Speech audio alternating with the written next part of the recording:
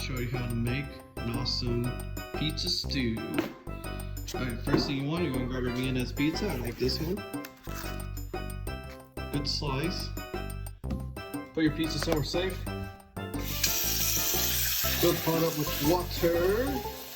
Get the pot boiling. And once you see the little bubbles on the side there, that's when you want to grab your pizza and put it in there. We lost salt and pepper. Put the pizza in there.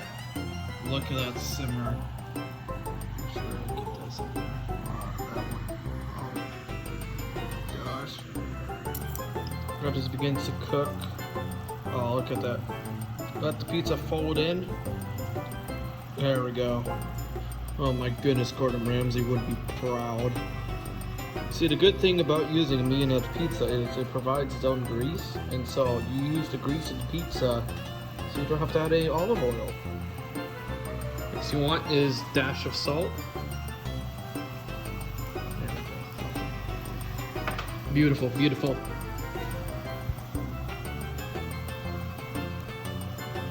Continue to let it sort of dissolve. Stir around a little. Look how wonderful that is. By the way, you only want to use a plastic spoon because this dish is too powerful for a normal spoon. Only the plastic spoon is powerful enough. You want to know this. This is a beautiful sight. This is, when you see the water rushing like that on the side and you see this little disgusting yellow here, it's beautiful. Fantastic. Oh, here, let's have a taste of the broth. Alright, let's taste the broth, make sure it's correct. Perfect. And I think it's done.